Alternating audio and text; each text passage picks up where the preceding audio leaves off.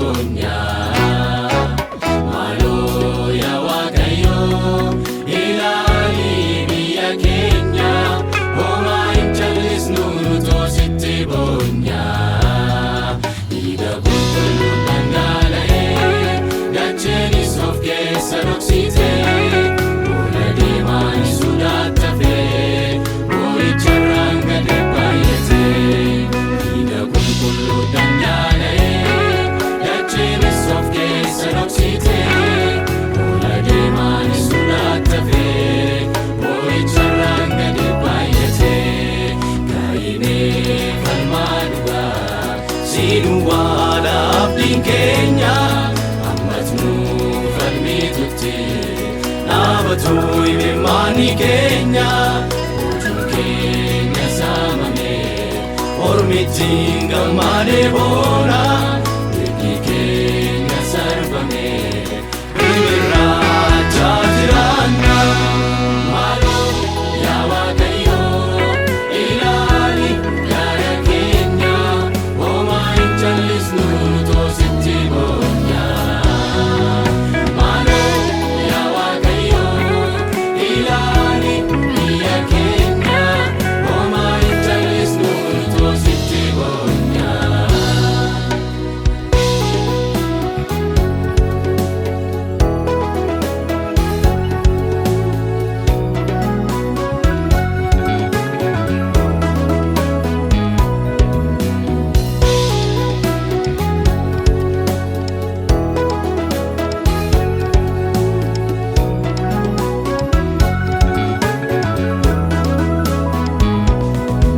Bareedduu hiiree falasaa wallaallee inni guyyaa mannees deebisee nu haalee wal ga'uu dadhabnee ofiirra gatteenya garaaf ajjechaan taatee keenya.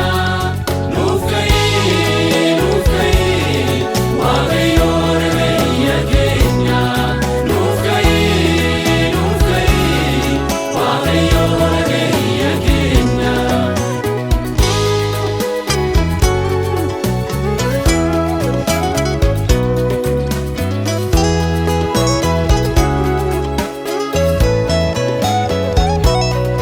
Yaa isa Abeeliin argite, yaa isa Israa'eliif falmite, yaa isa gumaan abootee baafte, yaa isa Geediyooniif loolte.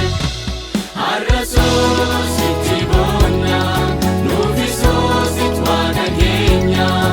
Of iddoo dhimma keenya, nuuf lolii lola keenya.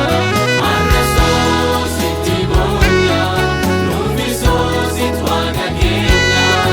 Of iddoo dhimma keenya, nuuf lolii lola keenya.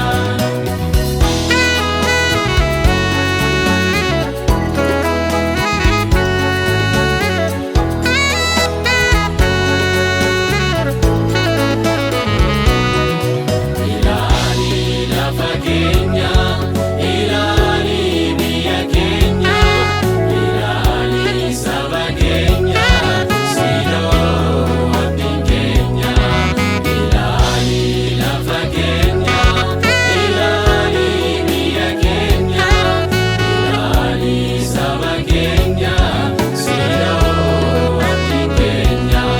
Siidoo abdiin keenya, siidoo abdiin keenya, siidoo abdiin keenya, siidoo